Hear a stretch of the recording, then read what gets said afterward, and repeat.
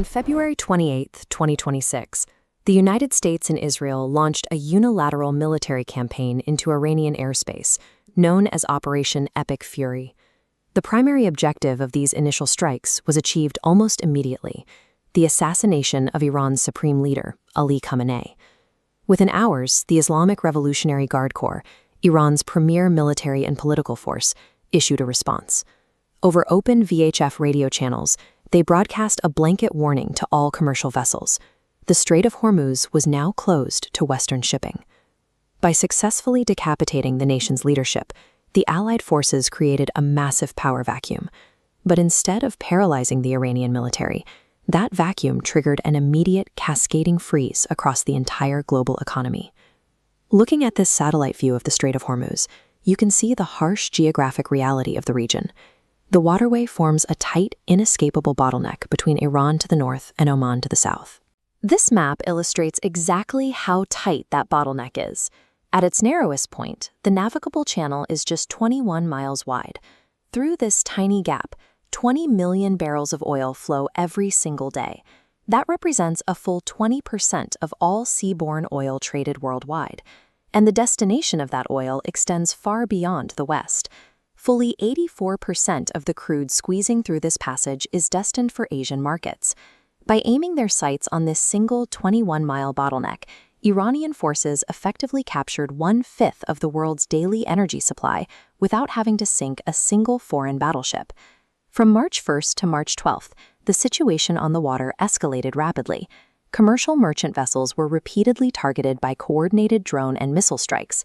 Strikes hit the oil tanker Skylight, sparked fires aboard the Stena Imperative, and completely sank the Musafa II. Iran executed a strictly asymmetric strategy. They bypassed direct naval combat entirely, opting to use cheap, disposable sea drones and naval mines to cripple multi-million-dollar commercial ships. This crossfire claimed the lives of civilian port workers in Bahrain and left multiple international seafarers dead or missing at sea. A massive fleet of destroyers offers little protection when the threat comes from thousands of low-cost, remote-controlled explosives.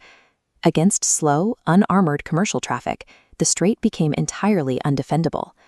This chart tracks the immediate financial fallout. Within days of the first attacks, war risk insurance premiums for passing through the strait multiplied by 6. As those costs skyrocketed, the physical tanker traffic plummeted to absolute zero. Global energy markets panicked over the sudden supply shortage. The price of Brent Crude, the major trading classification used to price oil worldwide, surged to a devastating peak of $126 per barrel. But Iran didn't close the strait to everyone. They implemented a selective blockade, granting specific exemptions to maintain leverage. Vessels from China, Turkey, and India were permitted safe passage, provided they openly broadcast their non-Western ownership to Iranian forces.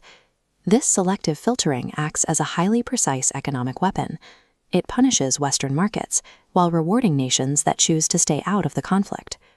Facing a paralyzed global supply chain, the United States attempted to rally international support. President Trump issued public demands for allied nations to deploy their own military forces to help police the strait. Instead of a unified front, the core NATO alliance fractured. France, Britain, and Germany categorically rejected the demand. Because Operation Epic Fury was launched unilaterally and without consultation, the United States had alienated the exact partners it now desperately needed to secure the shipping lanes. The refusal revealed a critical limitation. An overwhelming stockpile of weapons and military aircraft can initiate a strike, but it cannot force diplomatic compliance or rebuild a shattered coalition. A preemptive military strike designed to eliminate a regional threat ended up handing Tehran absolute control over the most vulnerable choke point in the global economy. The United States maintains the most capable military force on the planet, yet its inability to unilaterally protect these commercial sea lanes has exposed a profound and highly exploitable vulnerability. The era of unchallenged American maritime supremacy in the Persian Gulf has ended. Moving forward, the global economy must operate under the continuous threat of a paralyzed choke point.